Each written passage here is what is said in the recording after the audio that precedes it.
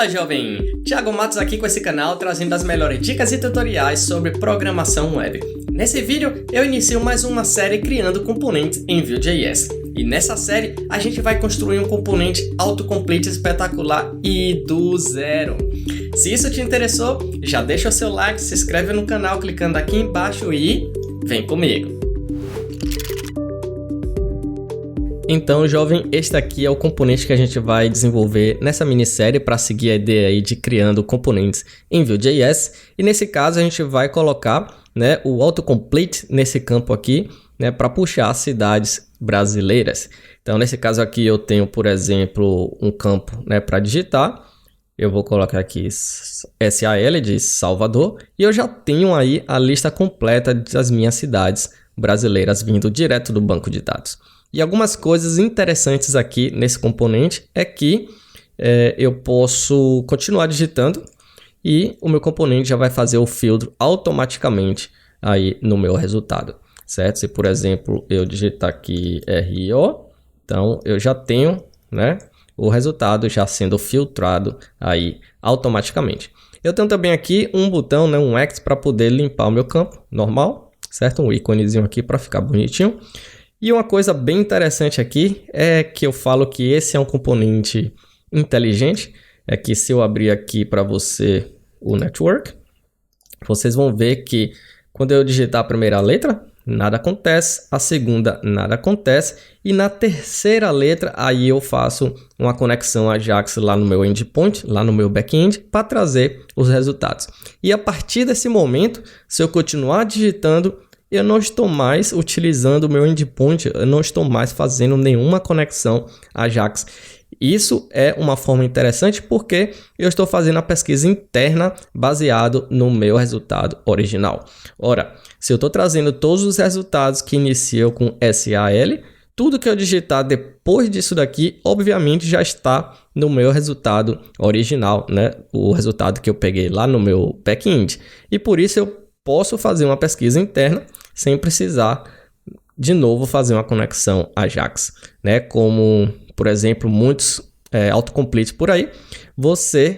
Assim que você digita uma letra, você está fazendo uma conexão Ajax com seu back-end, fazendo aí algumas conexões bem excessivas. Nesse caso aqui não precisa e obviamente isso depende do seu cenário, do seu sistema.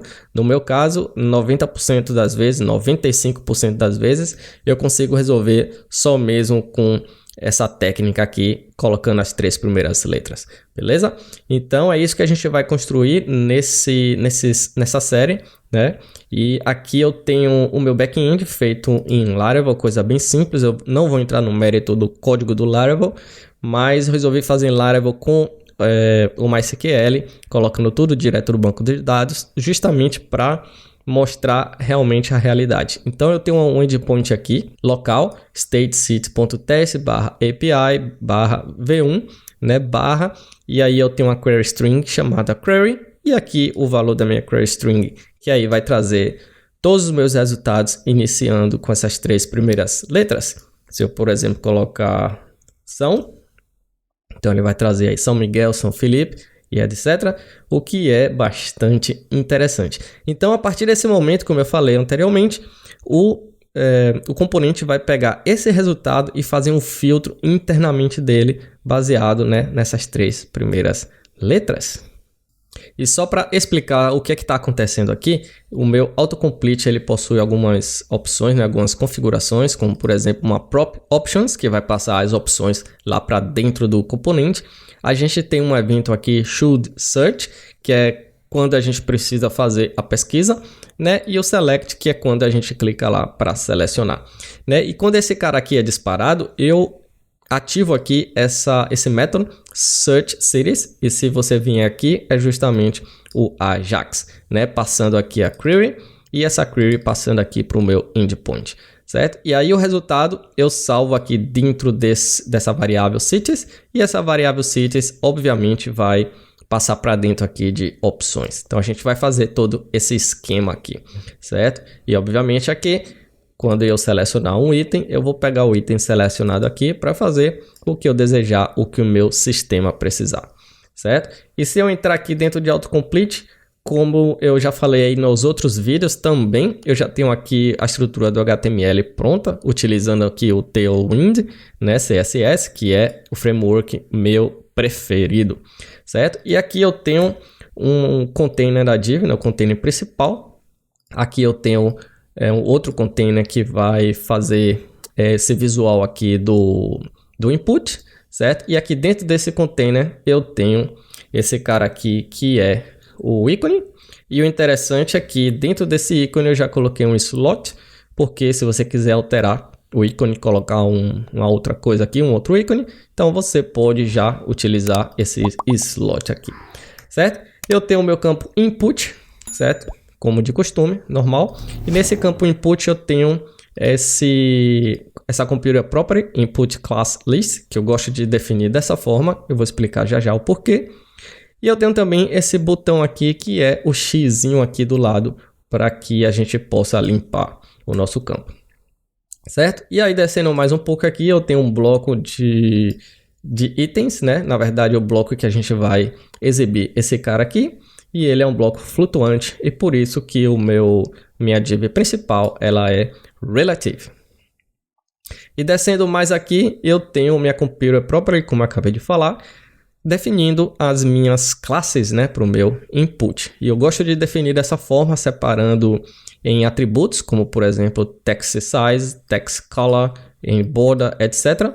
Porque fica fácil de criar variações, como por exemplo, se você quiser criar variações de tamanho, né, do input, como small, medium e large, então simplesmente você pode criar, né, versões aqui de tamanho de texto, a depender da propriedade size.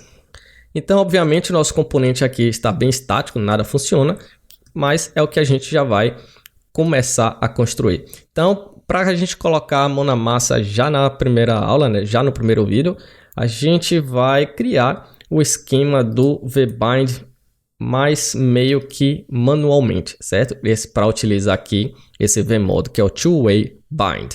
Então, para fazer isso um pouco manualmente, porque a gente vai precisar manipular os dados na hora que entra e na hora que sai. Então a gente não vai fazer isso automaticamente, o que é interessante porque a gente aprende mais. Então nesse caso aqui eu vou ter um value, e esse value eu vou, na verdade vai receber, né, essa variável aqui, keyword. E obviamente essa variável eu tenho que declarar ela aqui, e ela vai inicializar com um valor vazio. Aí a gente precisa criar uma prop, né? Porque utilizando lá o vmodel para poder entrar os dados, ela entra via props, e essa props é value, né? E aí eu já tenho aqui a string e o valor default, que é uma string vazia. Beleza. Então, como eu não estou utilizando esse value diretamente aqui, então eu preciso dizer que esse cara aqui é o value propriamente dito. Então eu vou dizer, deixa eu fechar esse cara aqui, eu vou criar uma created, um hook, e vou dizer this keyword, que é igual a this value. Bem simples. Ou seja, quando o meu componente rodar, se existir lá o vmodel, então ele já vai copiar o que vier lá do vmodel dentro da keyword, certo? Porém, se no meu vmodel as coisas se alterarem e esse componente já existir, isso não vai funcionar porque o created não vai rodar novamente, certo? Então, para isso, eu vou colocar um watch aqui. Ou seja, eu tô de olho nesse cara aqui, ó, no value. Se esse value alterar, certo? Eu vou fazer a mesma coisa aqui de baixo, keyword igual a this value. Na verdade, igual a value, porque value vai vir daqui desse cara, certo?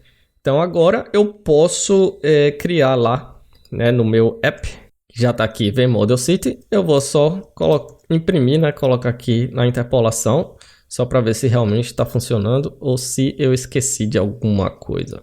Eu vou salvar aqui e se eu colocar aqui teste, ele não imprimiu. Deixa eu ver o que é que aconteceu.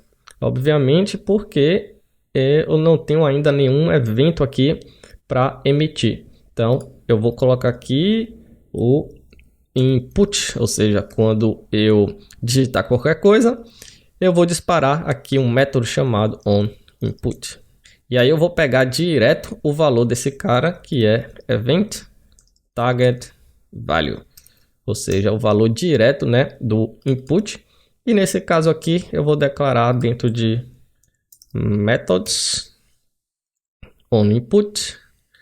E aí só vou fazer algo bem simples aqui, this emit input this keyword. Ou seja, a gente está fazendo o two-way bind de uma forma bem manual, porque a gente vai precisar manipular esses caras aqui toda hora, né? Então vou testar aqui de novo e ainda não funcionou. Ah, claro, o problema foi que eu preciso passar esse novo valor e não a keyword, porque a keyword ainda ela não existe, ainda está em branco, né? Então eu vou passar esse valor aqui, que é o valor que vem daqui do input, né? Então se eu salvar agora, provavelmente eu vou ter o two-way bind. Agora sim, então eu estou emitindo e eu estou pegando lá fora o valor.